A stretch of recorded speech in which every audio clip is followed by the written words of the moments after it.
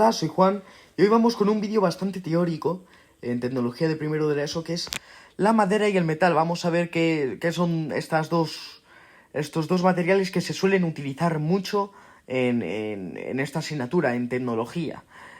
Entonces, pues vamos a ver sus tipos, sus derivados y sus características. Vamos a empezar primero con la madera. La madera, recordemos, proviene del tronco de los árboles. Está formado por fibras de celulosa. La celulosa, si habéis visto los vídeos de biología, son el material, la sustancia, el glúcido que forma las estructuras en los vegetales, y lignina. En el tronco van apareciendo siempre anillos, y el número de ellos, esto es una curiosidad, indica la edad del árbol. Y este tronco tiene una estructura de fibras largas y estrechas que se llaman vetas.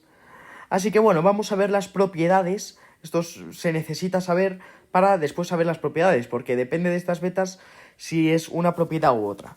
Bien, lo primero, tiene una buena resistencia mecánica. Recordemos a las resistencias, a los esfuerzos que vimos el otro día, el otro vídeo, a la tracción, a la cincladura, a la compresión, a todos esos.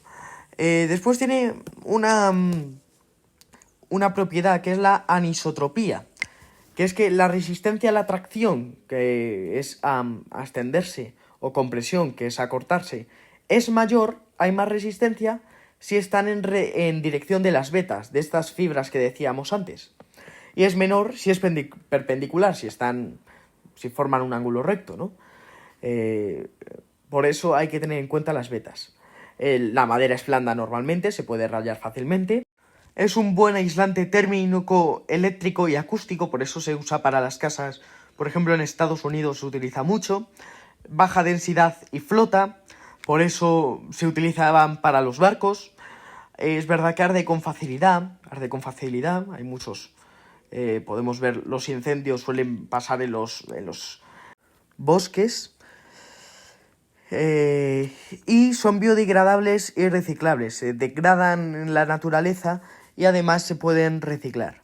Así que estas son las propiedades de la madera. ¿Y por qué decimos esto?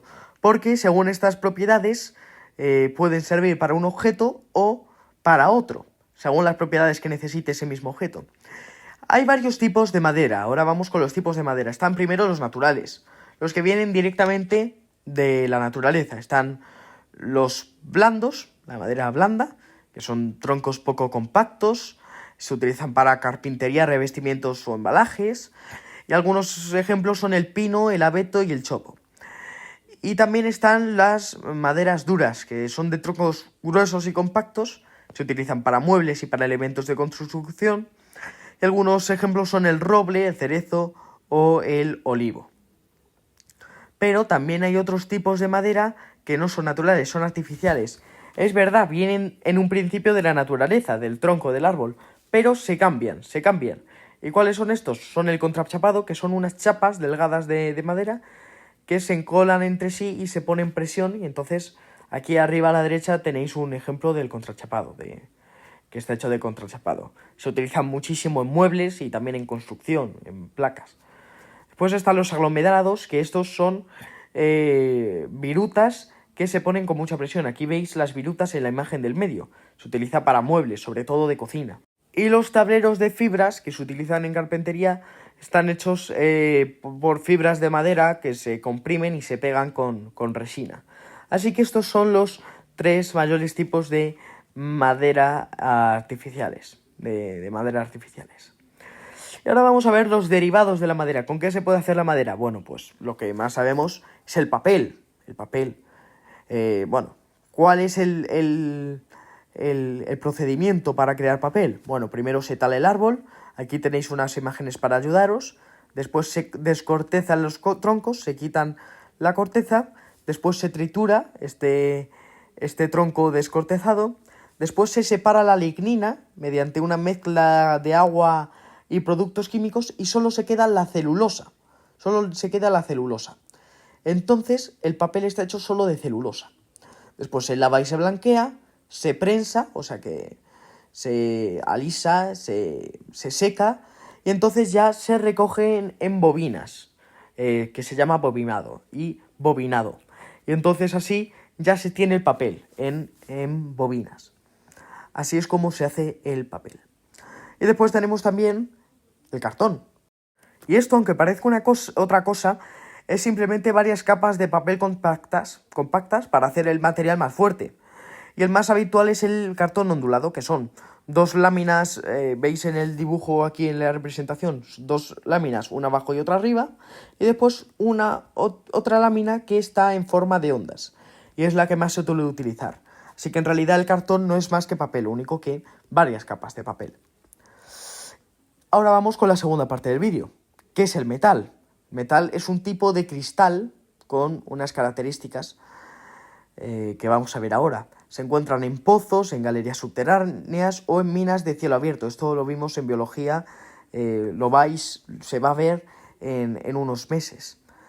Y entonces el mineral que se extrae de la mina está compuesto por dos partes, que es la ganga, que es lo inútil, lo que no se puede utilizar, y la mena, que es lo útil, lo que vamos a utilizar, lo que de verdad podemos utilizar y tiene valor, que es el metal. Bueno, y estas son las propiedades del metal. Estas tienen un brillo metálico, como sabemos, es muy buen conductor de electricidad, de sonido y de calor. Después también es plástico, que al deformarlo se queda en esa misma forma. Es maleable y ductible, pero después va cambiando después de la mayoría de metales. Después también tienen buena resistencia mecánica, tienen buena resistencia a los esfuerzos, tienen una gran tenacidad, es muy tenaz, puede soportar muy bien los golpes. Se dilata y se contrae, con el calor se dilata, se hace más grande y se contrae cuando ya no hace calor. Después se oxida, tienen una alta temperatura de fusión, esto se verá en física de segundo de la ESO. La fusión es cuando la temperatura de fusión es en la que un material líquido pasa a uno sólido. Entonces, ¿qué pasa si la temperatura de fusión es muy alta? Que el material es sólido. Y por último, también algunos son tóxicos.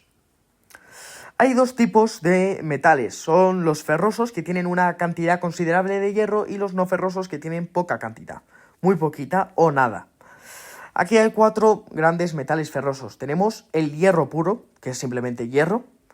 Este es frágil y blando y se oxida fácilmente y se utiliza para componentes eléctricos, por ejemplo.